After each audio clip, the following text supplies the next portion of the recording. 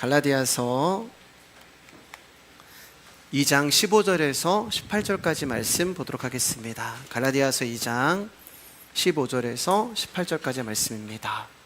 우리 한 목소리로 넉절의 말씀 합독하도록 하겠습니다. 시작.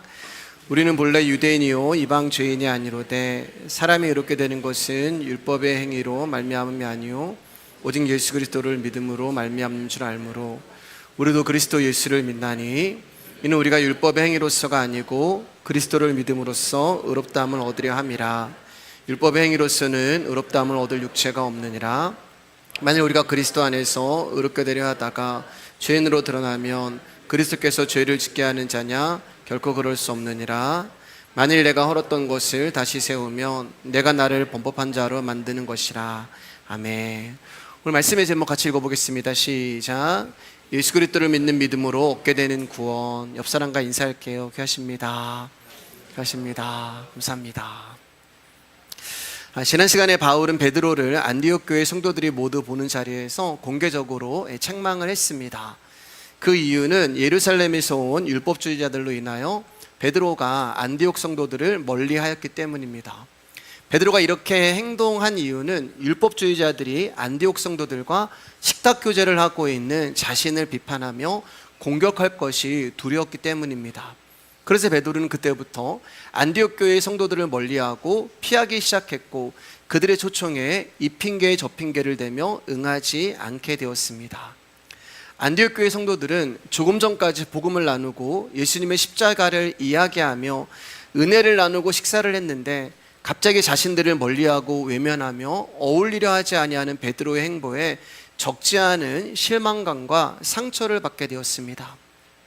또한 베드로의 이런 행동은 그곳에 있는 다른 유대인들에게도 영향을 주었는데 바울과 함께 예루살렘 공회에 가서 복음의 진리를 옹호하고 심지어 안디옥 교회를 목회하고 있는 바나바까지 베드로의 외식에 물들어 버리고 말았던 것입니다. 누구보다 사도로서 복음의 진리에 바로 서야 할 베드로가 복음의 진리를 따라 행하지 않으므로 다른 사람들까지 실족하게 되었던 것입니다. 그리고 이 사건으로 인하여서 안디옥 교회에는 복음의 의미가 크게 실추되었습니다. 그래서 바울은 복음의 진리를 따라 바로 행하지 아니하는 베드로를 모든 이들이 보는 앞에서 단호하게 책망했던 것이고 베드로는 자신의 잘못을 인정하고 바울의 책망을 겸허하게 받아들였던 것입니다. 여기까지 우리가 지난 시간 나눴던 내용이고요. 바울은 이제 베드로를 그렇게 책망한 후에 자신의 논증을 통하여 그곳에 모여있는 안디옥 교회의 모든 성도들에게 다시 한번 복음의 진리가 무엇인가를 분명하고 확실하게 설명하는 것이 오늘 우리가 읽은 넉절의 본문이 되는 것입니다. 우리 15절 말씀 다시 한번 읽어볼게요. 시작. 우리는 본래 유대인이요 이방 죄인이 아니로되. 지금 바울이 여기서 우리는 이라고 이야기하는 이 우리는 바울을 포함한 베드로 그리고 바나바를 포함한 모든 유대 기독교인들을 말하는 거예요. 그래서 우리는 본래 유대인이야 라면서 자신들을 지칭하고 있는 것입니다.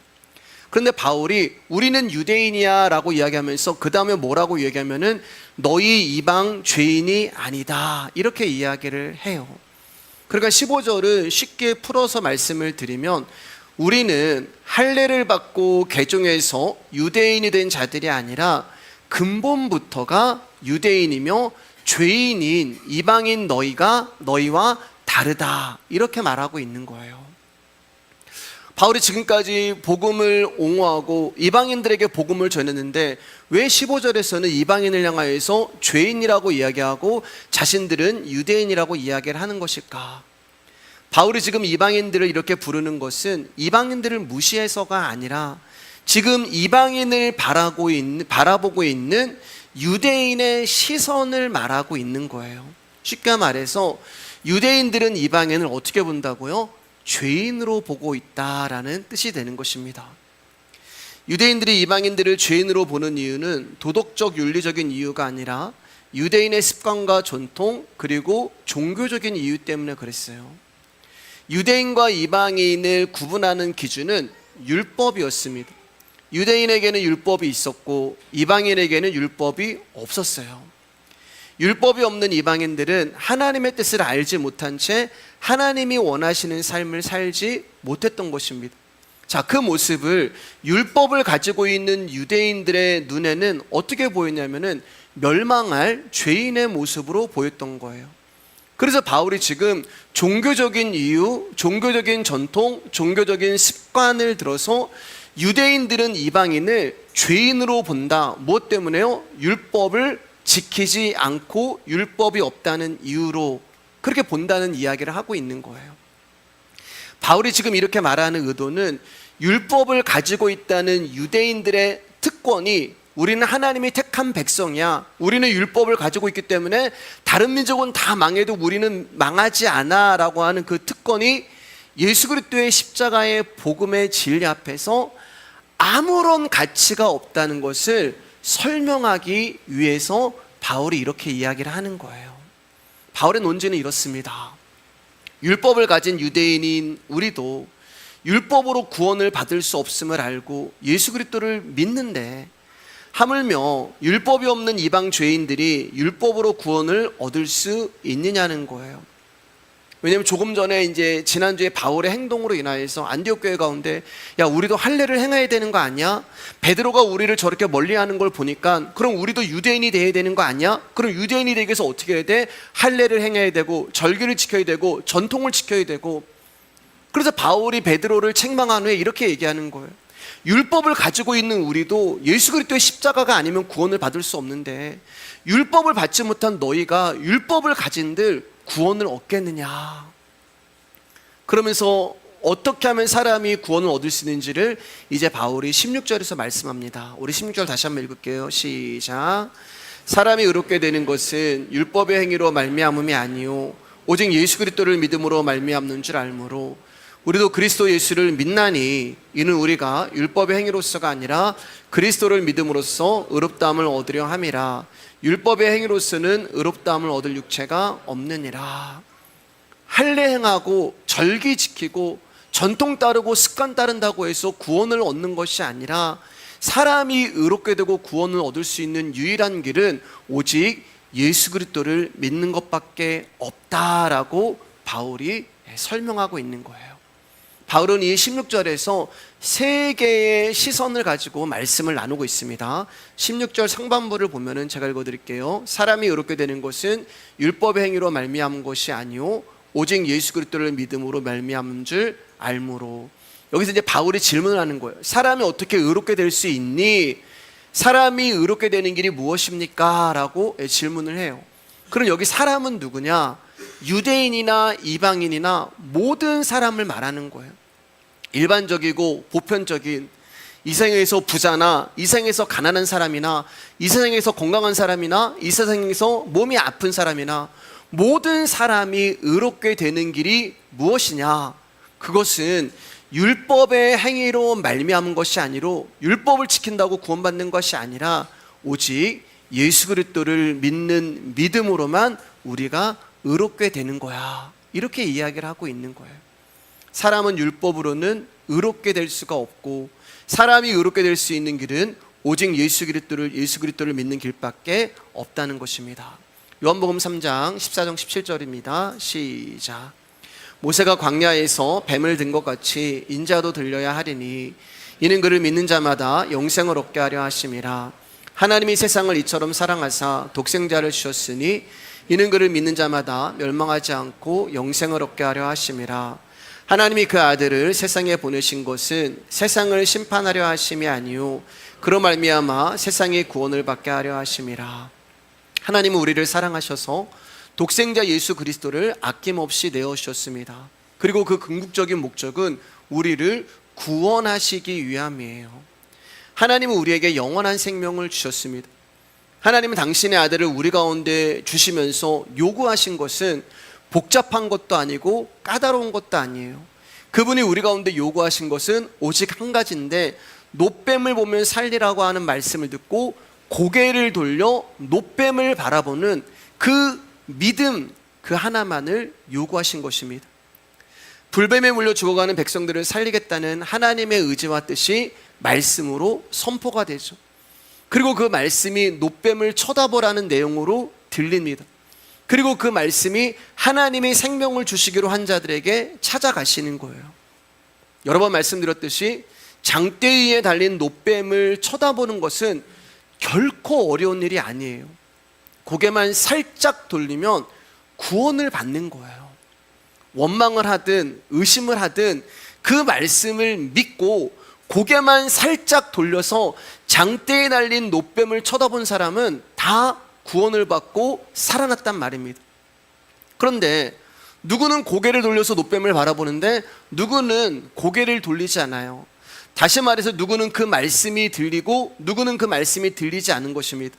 누구는 놋뱀을 보면 산다는 그 말씀이 어리석고 바보 같은 말로 들리는데 누구는 그 어리석고 바보 같은 그 말씀이 그를 살리는 말씀으로 들리는 거예요. 구원은 보냐 안 보느냐, 그 말씀이 믿어지느냐 믿어지지 않느냐의 차이란 말입니다. 그 말씀이 믿어지는 자들만 구원을 얻고 살아나는 것입니다. 하나님은 우리에게 율법의 행위를 요구하지 않으십니다. 우리 가운데 할례를 요구하시는 것도 아니고요, 우리 가운데 도덕적인 수양이나 선행을 요구하시는 분도 아닙니다. 우리 가운데 헌신과 봉사와 애씀과 수고를 요구하지도 않으십니다. 하나님은 오직 우리를 위해 아낌없이 자신의 생명을 내어주신 장대에 매달린 예수님만 바라보고 믿으라고 요구하십니다. 그게 전부예요. 바울은 하나님의 이 언약을 자신이 받은 계시를 통하여 분명히 알고 있었어요. 그래서 16절 중반부에 우리도 그리스도 예수를 믿나니 이는 우리가 율법의 행위로서가 아니고 그리스도를 믿음으로써 의롭다함을 얻으러 함이다. 바울이 예수님을 만나기 전에 그는 자신의 행위를 통하여 율법의 의를 구하려고 했던 자였습니다. 그러나 그가 다메섹에서 자신을 찾아오신 예수님을 만난 후에는 이것을 완전히 배제하고 오직 그리스도를 믿는 믿음으로만 의를 구하게 된 거예요. 우리 빌립보서 3장 5절에서 9절입니다. 한 목소리를 읽을게요. 시작. 나는 8일 만에 할례를 받고 이스라엘 족속이요 베냐민 지파요 히브리인 중에 히브리인이요 율법으로는 바리새인이요 열심으로는 교회를 박해하고 율법의 의로는 흠이 없는 자라. 그러나 무엇이든지 내게 유익하던 것을 내가 그리스도를 위하여 다 해로 여길 뿐더러 또한 모든 것을 해로 여김은 내 주 그리스도 예수를 아는 지식이 가장 고상하기 때문이라. 내가 그를 위하여 모든 것을 잃어버리고 배설물로 여김은 그리스도를 얻고 그 안에서 발견되려 함이니 내가 가진 의는 율법에서 난 것이 아니요 오직 그리스도를 믿음으로 말미암은 것이니 곧 믿음으로 하나님께로부터 난 의라. 바울은 예수님을 만남으로 많은 것을 잃어버렸습니다. 바울이 예수님을 만나지 않았다면 바울은 세상에서 성공하고 이름을 내고 부와 명예와 권세를 누릴 수 있는 많은 것들을 가지고 있던 자였어요. 그런데 바울이 예수님을 만나고 그러한 모든 것들을 배설물로 여기고 버렸다고 고백을 합니다. 왜냐하면 그러한 것들로 자신이 하나님 앞에서 결코 의롭다 하심을 얻을 수 없음을 깨달았기 때문에 그래요. 그래서 그는 자신이 이전에 자랑하던 것들을 기꺼이 버린 것입니다. 버린 대신에 예수 그리스도를 믿음으로 말미암아 하나님께로부터 난 의를 얻게 된 거예요. 그것을 16절 하반부에 이렇게 바울이 고백을 하는데 구약 성경을 인용해서 이렇게 얘기해요. 율법의 행위로서는 의롭다함을 얻을 육체가 없느니라. 우리 시편 143편 2절 읽어보겠습니다. 시작. 주의 종에게 심판을 행하지 마소서. 주의 눈앞에는 의로운 인생이 하나도 없나이다. 주의 눈앞에서는 그 어떠한 사람도 의로운 자가 한 명도 없다고 고백을 하는 거예요. 저와 여러분들은 세상 법도 제대로 지키지 못하면서 살아갑니다. 이런 우리가 하나님의 율법을 어떻게 다 지켜서 의롭다 하심을 받을 수가 있겠어요? 그런데 가령 여러분, 사람이 노력해서 율법의 규정들을 다 지켰다고 한번 생각해 볼게요. 바울이 빌립보서 5장 6절 가운데 뭐라고 얘기하면은 자신은 율법에 흠이 없는 자다, 그렇게 얘기해요. 그러니까 율법으로는 하나도 자기는 흠잡을 데가 없다. 그 말은 바울은 율법을 철저하고 완벽하게 지켰다는 거예요. 자, 그런데 문제는 뭐냐? 하나님이 보시는 것은 우리의 행위가 아니라 우리의 중심을 보신다고 말씀을 하고 계세요. 하나님이 보시는 것은 우리의 외모가 아니라 우리의 마음을 보신다고 말씀하고 있습니다. 자, 그러면 율법의 의로는 흠이 없을 정도로 내가 행위로서 완벽하게 하나님의 말씀을 지켰다 한들 그 말씀이 내 마음에 하나도 거리낌 없이 거룩하고 온전하다 할 수 있느냐는 것입니다. 아담에게 하나님이 율법을 한 가지 주셨습니다. 이 나무의 열매를 먹지 말라. 한 가지 계명시키는 거 어려운 거 아니잖아요. 얼마든지 자신의 계명시킴으로 아담은 의로워질 수 있다고 생각을 했습니다. 아담은 매일 동상중앙을 거닐면서 보암직도 하고 먹음직도 하고 탐스러운 그 열매를 보면서 먹고 싶은 충동과 갈증을 율법의 의를 위해서 참기 시작했습니다. 저거 하나님의 율법에 먹지 말라고 얘기했으니까 먹지 말아야지. 마음으로는요, 너무 먹고 싶은 거예요. 마음으로는 저 열매를 너무 먹고 싶은 거예요. 근데 율법이 먹지 말라고 했으니까 나는 먹으면 안 돼. 근데 속으로는 어떻게 해요? 아, 먹고 싶다. 오늘은 더 맛있게 보이네. 오늘은 더 탐스러워 보이네. 이따 밤에 와서 혼자 먹어볼까? 아무도 안 볼 때 한 입만 먹어볼까? 아니야, 참아야지.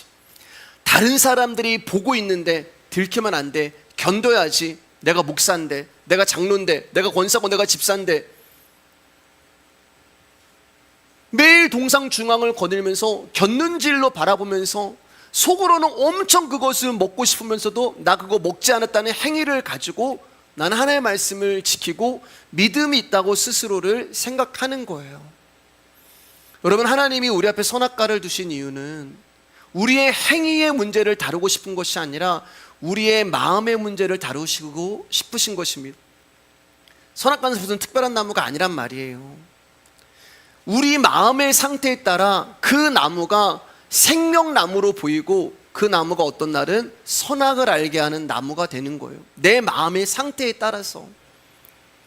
그러니까 하나님의 뜻은 우리가 먹고 안 먹고의 문제가 아니라 우리의 심령이 먹음으로부터 자유케 하려는 것에 하나님은 그 뜻이 있었습니다. 왜냐하면 우리의 마음이 그것에서 자유하면 여러분, 그 열매는 더 이상 탐스럽고 보암직도 하고 먹음직도 한 열매가 아니란 말입니다. 내 마음이 막 먹고 싶으니까 그런 이제 일들이 일어나는 거예요. 나의 눈으로 보니까 너무나 탐스러운 나무예요. 그런데 내 안에 말씀이라고 하는 진리의 눈으로 보면 그 나무는 뭐예요? 나로 하여금 죄를 짓게 만드는 선악과일 뿐이에요. 말씀은 우리를 탐욕과 욕심이라는 존재에서 심령이 가난한 자와 애통하는 자와 온유한 자로 만드시는 것입니다. 하나님은 우리의 인생 가운데서 그 일을 하시기를 원하시는 거예요. 그 열매가 보암직도 하고 먹음직도 하고 탐스럽게 보이는 것이 아니라 이제는 주님의 말씀이 보암직도 하고 먹음직도 하고 탐스럽게 보이고 꿀송이처럼 단 상태가 되게 만들어 버리는 것, 그것이 하나님이 우리 앞에 선악과를 두신 이유가 되는 거예요. 어떻게 해요? 결국엔 그 선악과를 따먹는단 말입니다. 너는 율법의 행위 지키지 못해. 네 행위로 구원받을 수 없어. 너는 그러한 자야. 철저히 우리를 드러나게 하시는 거예요. 나는 말씀을 지킬 수 없는 자라는 거를요. 마태복음 5장 21절 22절입니다. 시작. 옛사람에게 말한 바 살인하지 말라. 누구든지 살인하면 심판을 받게 되리라 하였다는 것을 너희가 들었으나 나는 너희에게 이르노니 형제에게 노하는 자마다 심판을 받게 되고 형제를 대하여 라가라 하는 자는 공회에 잡혀가게 되고 미련한 놈이라 하는 자는 지옥불에 들어가게 되리라. 21절을 보면 너희가 들었으나 알고 있다는 내용이에요. 아, 나 그 말씀 알아. 나 그건 내가 알고 있는 내용이야. 그 이야기를 하는 거예요. 근데 22절에서 뭐라고 말씀하시냐면은 나는 너희에게 이르노니, 그래 너희가 알고 있는 내용이야. 너희가 이미 들어서 알고 있는 내용이야. 그런데 내가 다시 너희에게 알려준다. 왜요, 여러분? 우리가 알고 있는 거, 우리가 들은 거 아무 소용이 없기 때문에 그래요. 그래서 예수님이 네가 알고 있는 게 아니라 너 내 말씀, 내가 너희에게 이르노니 너는 나의 말씀을 들어야 돼. 너는 주님의 말씀을 들어야 돼. 너는 복음을 들어야 돼. 나의 생각으로 그거 내가 아는 내용이야. 그거 나 알고 있어. 그렇게 말씀을 들으면 안 된다는 거예요. 아, 저 말씀 목사님이 이렇게 결론이 나겠지. 그렇게 말씀을 들으면 안 된다는 거예요. 주님이 일러주시는 말씀과 우리가 드린 것이 일치가 될 때 말씀이 생명이 되는 것입니다. 그러면 반대로 주님이 들려주신 말씀과 우리가 들은 것이 일치가 안 되면 사망이 되는 거예요. 그러니까 사랑하는 여러분, 성경을 몇 독했느냐, 읽느냐 안 읽느냐, 이게 중요한 게 아니에요. 내가 신앙생활 잘했느냐 못했느냐, 이것도 중요한 게 아니에요. 중요한 것은 주님이 말씀하시는 대로 내가 그 말씀을 듣고 있느냐, 주님이 일러주시는 대로 내가 그 말씀을 읽었느냐, 이게 중요하단 말입니다. 유대인들은 살인하지 말라는 계명을 단지 사람을 죽이지 않으면 되는 것으로만 여겼어요. 그리고 이 율법을 어길 시에는 사람을 죽인 자는 반드시 죽여라, 이에는 이, 눈에는 눈 이라는 율법에 따라 심판을 받는 것도 유대인들은 알고 있었습니다. 그러니까 유대인들이 이 심판을 당하지 않으려면 어떻게 해야 되는 거예요? 사람을 죽이지 않으면 되는 거예요. 이것이 유대인들이 율법을 지키는 목적이 되었습니다. 그래서 예수님이 그건 나 알아, 사람들이 얘기해, 그건 나 알아, 사람을 죽이면 나도 사형을 당해, 그건 나 알아. 우리가 알고 있는 옛사람의 생각이란 말이에요. 근데 예수님이 이제 뭐라고 얘기하면은, 그래 너 그거 알고 있지, 근데 그거 다 버리고 이제 내 이야기 들어봐 라고 하면서 예수님이 살인에 관한 내용을 예수님이 말씀하시는 거예요. 예수님이 말씀하시는 살인은 우리의 행위가 아니라 뭐라고 말씀하세요? 우리의 마음이라고 말씀하는 거예요. 여러분, 조금 전에도 말씀드렸지만 행위로 짓는 율법은 얼마든지 지킬 수 있어요. 안 하면 돼요. 살인하지 않으면 되고, 간음하지 않으면 되고, 도둑질 안 하면 되고, 그렇게 행위로 지키는 율법은 얼마든지 인간의 수용과 노력으로 이룰 수 있습니다. 그러나 우리의 마음은 답이 없단 말이에요. 보암직도 하고 먹음직도 하고 이거 어떻게 죽이냐고요. 아, 그러지 말아야지라고 하는데, 생각하지 말아야지 하는데 자꾸만 떠오르는 것도 어떻게 죽이냐고요. 내 마음은 내 의지와 상관없이 움직이잖아요. 정말 신기한 게, 행위는 내가 어떻게 안 움직이는, 내 마음은 이미 막 움직이고 있어요. 근데 주님은 그거 보신다고 말씀하는 거예요. 왜냐하면 모든 행위의 시작은 마음에서 시작되기 때문에 그렇습니다. 예수님은 살인의 동기, 미움의 동기가 전부 마음에서 시작된다고 말씀하시는 거예요. 그러면서 살인의 참된 의미가 뭔지 아니? 라면서 라가라고 하는 욕을 예수님이 이제 사용하시죠. 이 라가라고 하는 욕은 심한 욕이 아니었어요. 그냥 뭐 너 바보야 이런 욕이 된단 말입니다. 근데 예수님은 이 바보야, 아무리 사소한 욕이라고 할지라도 상대방을 향하여 라가라고 하는 욕을 한다는 그 자체가 그 마음에 무엇이 깔려있냐? 그 사람을 향한 증오와 미움이 있다는 것을 말씀하는 거예요. 하나님께서 이 계명을 주신 본래 의도는 행동으로 살인하는 것만이 아닌 모든 형태의 폭력뿐만이 아니라 그 폭력을 행사하게 되는 그 마음의 동기에 대해서 말씀하고 계시는 거예요. 다시 말해서 행위로 나타난 결과만 죄가 아니라 그 행위가 나오게 된 동기 역시 죄라는 것입니다. 그래서 이미 마음에서 미워하는 것은 살인한 것과 같다라고 말씀하는 거예요. 자, 그러면 지금 예수님이 말씀하시는 이 말씀에서 자유로우신 분이 여기에 누가 계세요? 여러분, 한 번도 누구 안 미워해 본 적 있으세요? 부부싸움 할 때 밉잖아요. 여러분 중에 남에게 화 한 번도 안 내본 분 계세요? 남을 경멸하거나 조롱하거나 욕 안 해본 분 계세요? 사실 우리는 남을 욕하는 거, 조롱하는 거, 미워하는 거 살인이라고 상상도 해보지 않은 자들입니다. 근데 예수님은 그게 살인이라고 말씀하고 계시는 거예요. 형제를 향해서 미련한 놈이라고 말하는 자들은 어떻게 된다고요?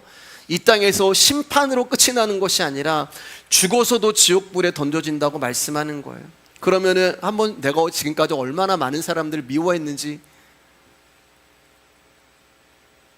얼마나 많은 사람들을 저주했는지, 얼마나 많은 사람들에게 분노했는지. 그러니까 예수님의 말씀에 빗대어서 우리를 보면 저와 여러분들은 전부 지옥에 가야 할 자들이란 말입니다. 왜요? 이 마음에 대해서는 우리가 해결할 수 없기 때문에 그래요. 하나 더 볼게요. 마태복음 5장 28절입니다. 시작. 나는 너희에게 이르노니 음욕을 품고 여자를 보는 자마다 마음에 이미 간음하였느니라. 우리가 생각하는 간음이라는 것은 남편이나 아내가 있는 사람이 다른 남자 또는 다른 여자와 함께 동침하는 것을 간음이라고 생각을 합니다. 그런데 예수님은 누구든지 음란한 생각으로 여자를 바라보는 사람은 이미 마음속으로 그 여인과 간음한 것이다 라고 말씀을 하시는 거예요. 그러면서 간음이라는 죄를 육체적인 행위가 아닌 마음에 품은 음란으로까지 예수님은 말씀을 하시는 거예요. 자, 그러면 이 말씀 역시 이 잣대로 우리를 보면 이 말씀 앞에 자유로울 남자가 누가 있겠어요?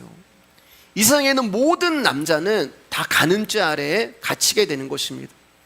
자, 그러면 남자만 그런가? 본문에서 음욕을 품고 여자를 보는 자라고 얘기했는데 정확한 해설은 여자를 보고 탐하는 마음을 품는 자라는 뜻이 되는 거예요. 즉 음란한 마음 자체가 중요한 문제가 아니라 탐하는 마음이 중요하다고 말씀하고 있는 것입니다. 자, 그러면은 여자분들은 탐하는 마음 없으세요? 있잖아요. 상대를 탐하여 내 소유로 만들어야지, 그 자체가 죄라는 거예요. 그러면 이 탐심이라고 하는 마음에는 남자든 여자든 이 예수 그리스도의 말씀 앞에서는 자유로울 수가 없다는 것입니다. 자, 그러면 이 마음을 어떻게 해결할까요? 우리가 음란한 생각이 들고 악한 생각이 들고 탐심이 찾아올 때, 마음에 그런 일들이 생각할 때 예수의 피, 예수의 피, 예수의 피, 예수의 피, 예수의 피 100번 1000번 하면은 그 마음이 해결이 되나요? 주기도문 100번 하고 사도신경 1000번 하면은 정말 그 마음이 미움이 사라지고 음란함이 사라지고 내 마음 가운데 예수 그리스도의 기쁨과 평강이 찾아오나요? 무슨 짓을 해도 우리의 마음은 해결되지 않는단 말이에요. 그 말은 우리는 우리 마음을 다스릴 수 있는 어떤 능력이나 어떤 권능이, 힘이 없다는 것입니다. 여러분, 우리는 의도적으로 그런 악한 생각이 들어올 때 다른 생각을 하면서 잊어버리려고 노력을 해요. 근데 이상한 것은 내가 그렇게 노력을 하고 내 안에 있는 의지와 그렇게 싸우려고 해도 자꾸 악한 생각이 나를 찾아와요. 내가 그런 마음을 가지지 않으려고 해도 음란한 생각이 찾아와요. 내가 그런 마음을 가지지 말아야지, 미워하지 말아야지라고 하는데도 어느 순간 보면 내가 그 사람 막 욕하고 있어요. 그럼 왜 그러냐? 나는 음란한 생각을 안 하려고 하는데도 어느 순간 음란한 생각을 하고 있고, 나는 누구를 미워하고 싶지 않은데도 어느 순간 그 사람을 욕하고 있고, 왜 그럴까요, 여러분? 그 죄가 다른 데서 들어온 게 아니라 원래 내 안에 있기 때문에 그래요. 그 죄악이 내 속에 존재하고 있다는 말입니다. 그러니까 마음을 보시는 하나님 앞에 우리는 흠없는 존재가 절대 될 수 없는 자들이에요. 율법을 아무리 지켜도 우리 안에는 이미 죄라는 것이 가득하기 때문에 마음을 보시는 하나님이 우리를 판단하실 때 너는 죄인이야, 아무리 예수의 피를 외치고 예수의 이름으로 선포하고 주기도문 사도신경을 외워도 우리라는 존재는 하나님 앞에서 절대 온전해질 수 없다는 것입니다. 그렇기 때문에 우리는 하나님 앞에 죄인일 수밖에 없어요. 누가복음 18장 10절에서 14절입니다. 시작. 두 사람이 기도하러 성전에 올라가니 하나는 바리새인이요 하나는 세리라. 바리새인이 서서 따로 기도하여 이르되 하나님이여, 나는 다른 사람들 곧 토색 불이 간음을 하는 자들과 같이 아니하고 이 세리와도 같이 아니함을 감사하나이다. 나는 일에 2번씩 금식하고 또 소득의 11조를 드리나이다 하고, 세리는 멀리 서서 감히 눈을 들어 하늘을 쳐다보지도 못하고 다만 가슴을 치며 이르되 하나님이여, 불쌍히 여기소서, 나는 죄인으로서이다 하였느니라. 내가 너희에게 이르노니 이에 저 바리새인이 아니고 이 사람이 의롭다 하심을 받고 그의 집으로 내려갔느니라. 무릇 자기를 높이는 자는 낮아지고 자기를 낮추는 자는 높아지리라 하시니라. 하나님은 신앙적으로 흠잡을 곳 없는, 율법의 의로서는 흠잡을 곳이 하나도 없는 바리새인의 기도를 받지 아니하시고 미움과 음란함과 더럽고 악한 생각으로 가득한 세리의 기도를 들으시는 거예요. 왜 그럴까? 하나님 앞에 가지고 나오는 것이 두 사람이 다르기 때문에 그렇습니다. 우리는 하나님 앞에 나갈 때 나의 업적과 나의 행위와 나의 이름과 나의 의를 가지고 나가야 한다고 생각을 해요. 내가 주님을 위해서 이 땅에 쌓아놓은 업적, 내가 주님을 위해서 열심히 산 나의 행위, 내가 주님을 위해서 하는 모든 공로와 모든 일들, 그리고 우리는 하나님이 그러한 것들을 받으시고 기뻐하시고 그것을 보시고 우리를 받아주신다고 생각을 합니다. 근데 여러분, 하나님이 그거 보실까요?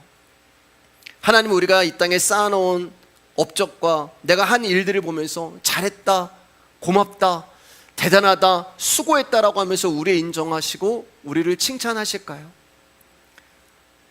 우리 말씀의 성도님들은 다 정답을 아시지만 하나님은 거기에 1도 관심이 없으십니다.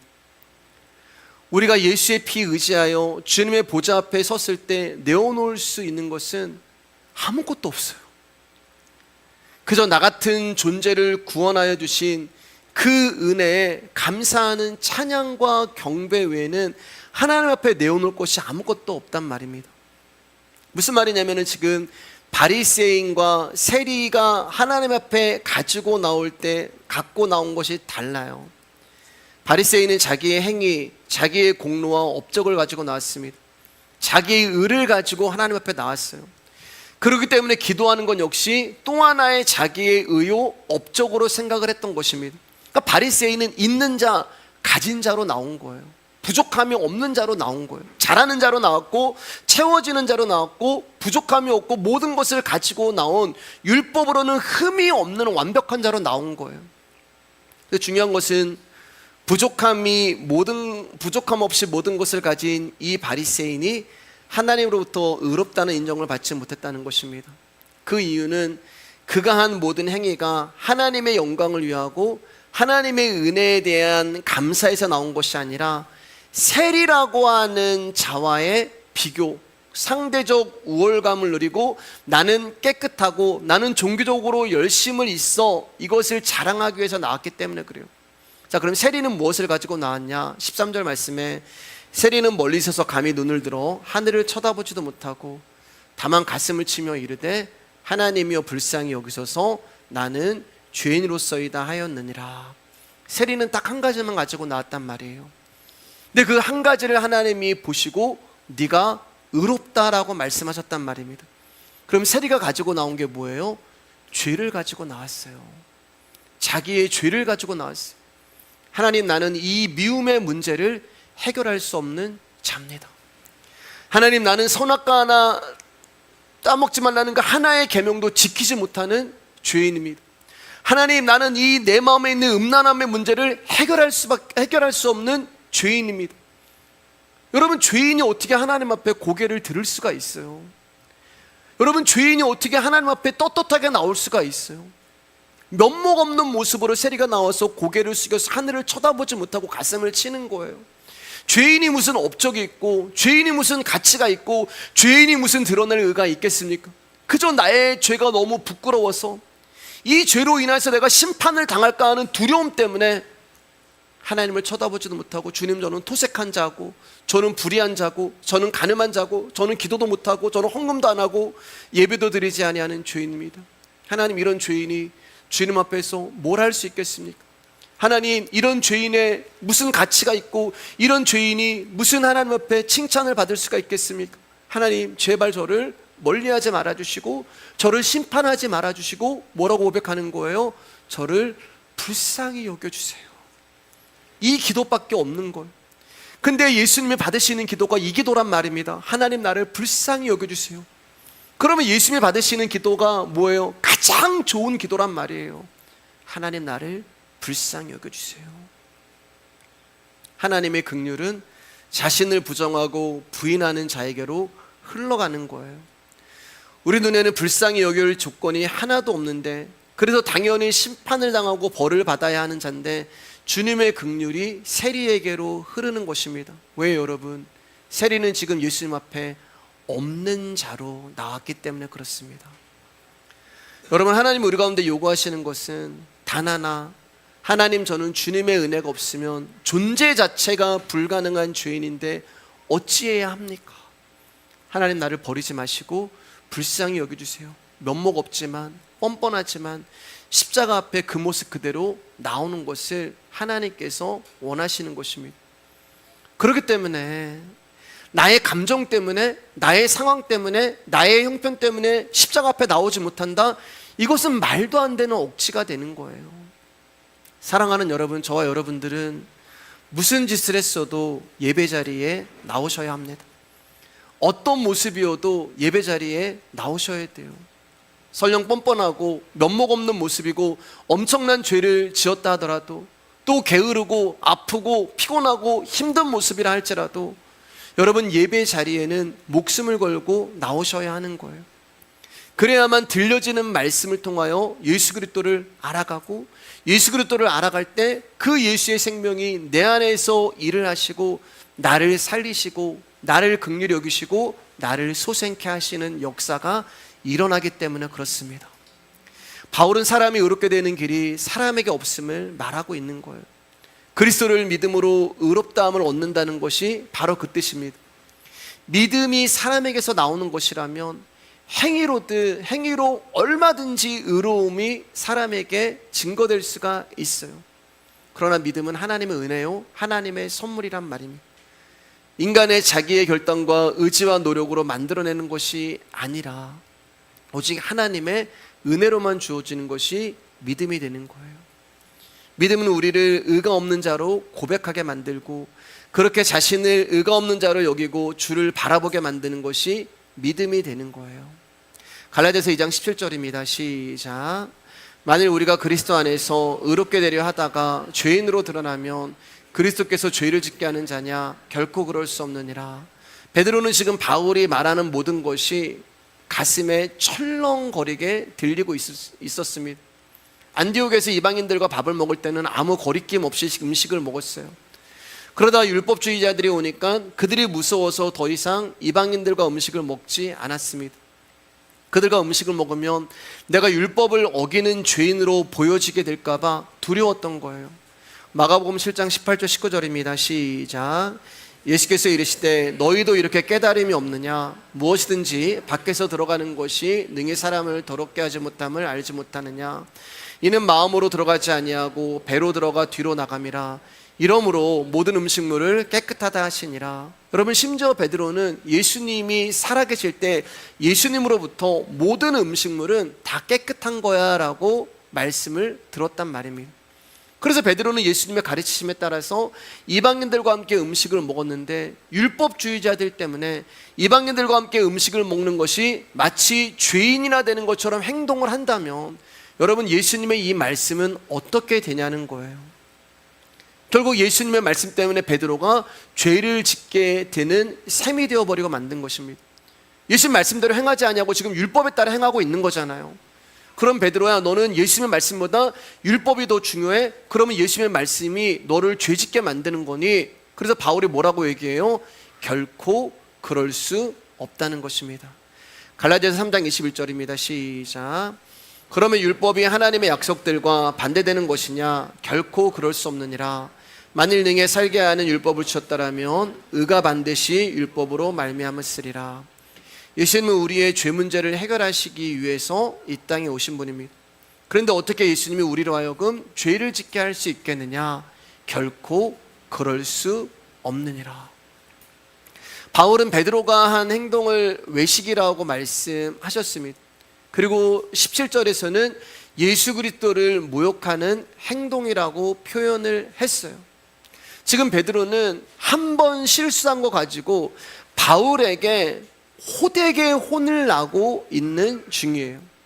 근데 여러분, 바울이 뭐라고 얘기하면은 베드로를 세워줍니다.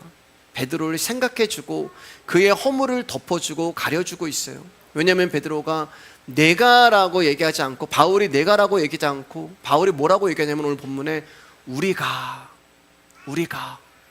베드로가 잘못했는데 바울은 계속해서 베드로를 향하여서 단도직입적이고 직설적인 네가 이렇게 얘기하지 않고 우리는 하나님 앞에서 베드로만 죄인이 아니라 저와 여러분 모두가 할 말 없는 죄인이라는 것을 바울이 이야기하고 있는 거예요. 즉 베드로뿐만 아니라 바울도 바나바도 모든 유대인들도 사람의 행위로서는 구원을 얻지 못한다는 고백을 하는 것입니다. 우리 18절 읽고 오늘 말씀 마치겠습니다. 시작. 만일 내가 헐었던 것을 다시 세우면 내가 나를 범법한 자로 만드는 것이라. 우리는 오늘 사람이 의롭게 되는 것은 무엇으로 말미암는가에 대해서 말씀을 나누었습니다. 율법의 행위로서는 의롭게 되지 않아요. 오직 예수 그리스도를 믿음으로 말미암아 의롭게 되는 것입니다. 복음은 인간의 모든 것을 헐어버립니다. 하지만 율법은 인간의 모든 것을 세우는 일을 해요. 그것을 바울이 범법하는 것이라고 말하고 있는 것입니다. 예수님이 다 허물었는데, 예수님이 다 무너뜨렸는데 너희가 그것을, 예수님이 무너뜨린 것을 다시 세우고 있느냐, 그 이야기를 하고 있는 거예요. 사랑하는 여러분, 오직 의는 그리스도이십니다. 그리스도라는 의가 우리 가운데 베풀어짐으로 말미암아 저와 여러분들이 구원을 얻은 거예요. 그 의 대신 예수 그리스도만 고개를 돌려 바라보시기를 주님의 이름으로 축복합니다. 그 믿음만 가지고 있으면 됩니다. 오늘 여기까지 하겠습니다.